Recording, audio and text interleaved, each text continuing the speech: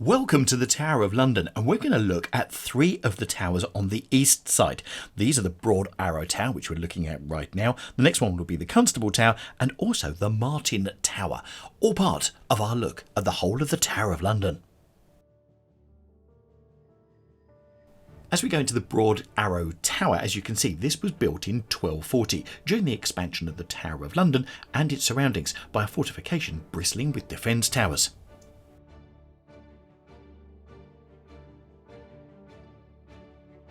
To utilise the space, each of the towers has its own different things to show about the Tower of London. In here, it's all about it being a fortress and being a war machine. So you've got various different things that you can get involved in within this particular tower. So as you go through each one, then do take the time to look at it.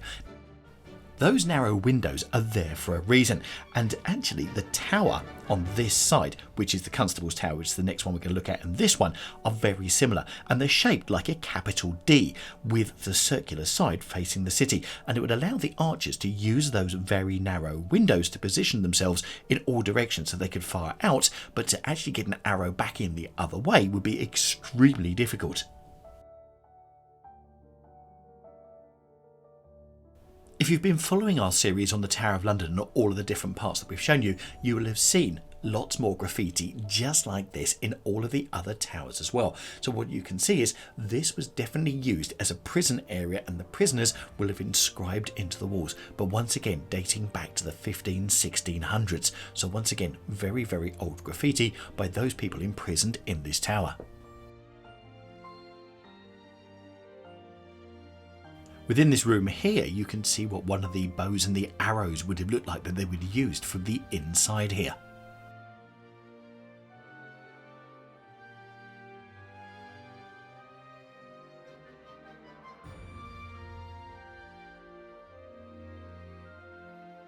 Here we're looking at graffiti from 1586, when the plot to involve getting rid of Queen Elizabeth I with Mary, Queen of Scots, was in progress. The prisoners were put in here, and this is what this all relates to.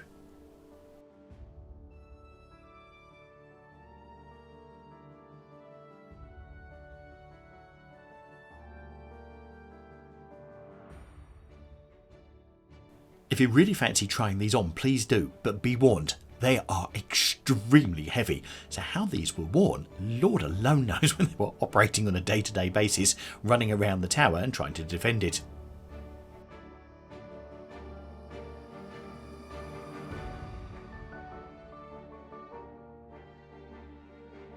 Now here we've got more graffiti from a prisoner who was tried on the rack, and that's one of the ones we're going to cover very, very shortly. We're going to go to the Bloody Tower where the imprisonment and also the torture took place underneath. One thing that surprises so many people is there's just so much to see when you come to the Tower of London, so it's definitely one of these places you need to allocate a full day for.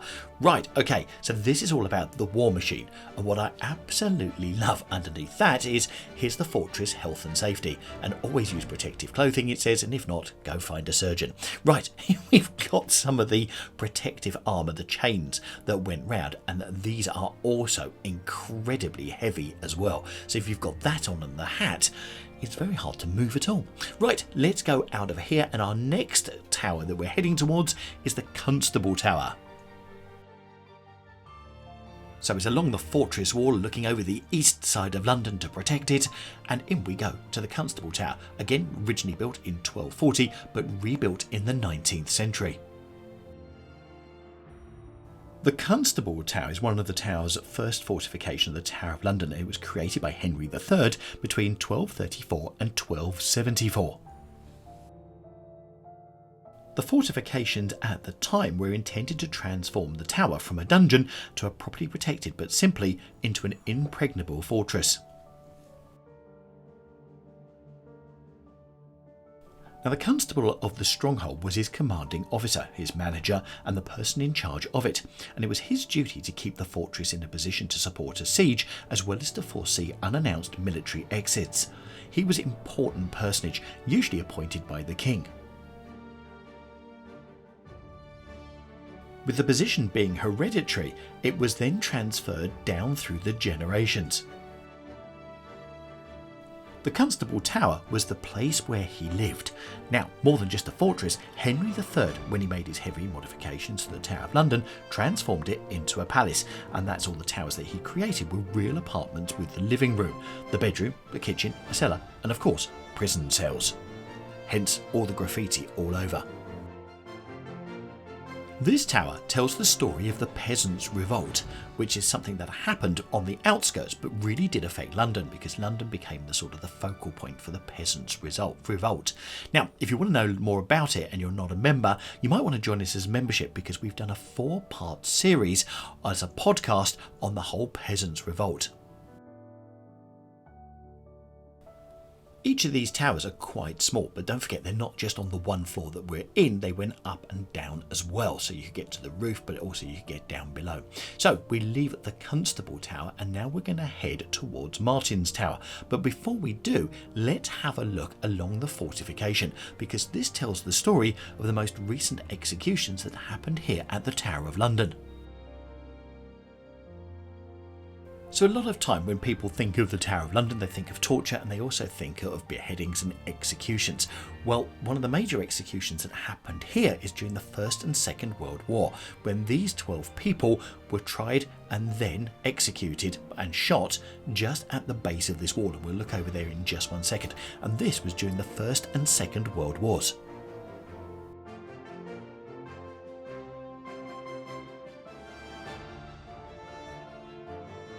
Now, because this is by the side of the wall, it's a very easy display to walk past. But what you've also got is not just the people that were executed, but you've also got evidence for the prosecution. You've also got some of the letters as well that were used at the time, as well as some of the various different things that were used and brought up during the evidence in the trials. And it's all here, right at the side of the Tower of London, just on the parapet, just as you're walking between St Martin's Tower and the Constable Tower.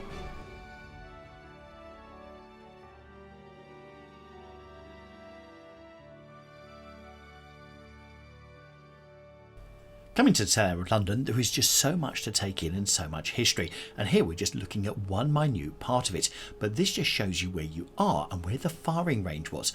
And then when we look over the edge of the wall, you can see exactly where the firing range was. But of course, things have changed since then, and when you look over the wall now, it's exactly where, yep, that parked car is. So there you go, history going back then, but that's where it was.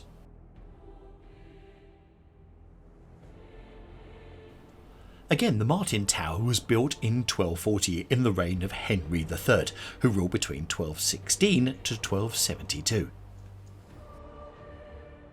It was originally known as the Jewel Tower and served as a secure storage facility for the royal treasures, including the crown jewels, which were later moved to the Jewel House.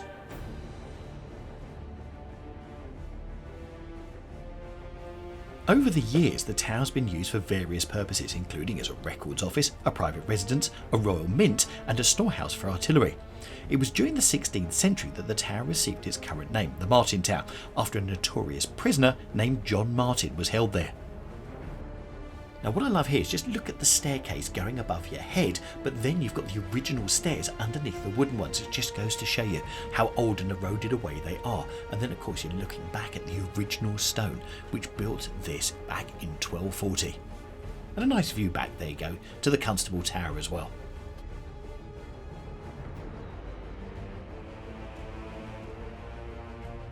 The tower itself has got 3 floors, each of which has a vaulted ceiling. Now, the ground floor was originally used as a storage room and has a low, narrow entrance that was designed to make it difficult for intruders to enter. The first floor, which we're on now, is used as a living space, and the second floor was used as a guard room. Now, the interesting bit is, to get to the ground floor, you have to go out, down, and underneath, and you'll never guess what it is. Yep, it's the Jewel House souvenir shop. So we're going to go and take a look in there in just one second, but you want to have a closer look. Don't look at the souvenirs, look at all the walls around.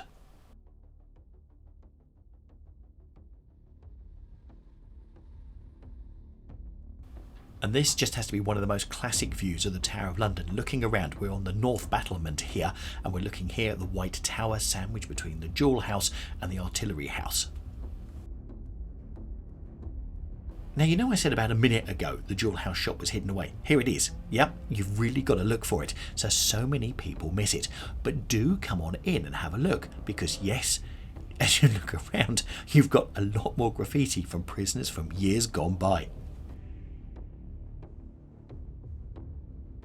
Now, whilst these necklaces and the earrings that are by side them are very, very beautiful, and I dare say lots of people might like to buy them, as you can see, the graffiti that I'm looking at is behind the glass case.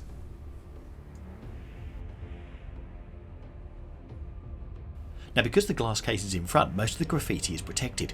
But then, if you look up and above, just like I did here, you can find lots of graffiti, which once again isn't protected, so you can really almost touch history.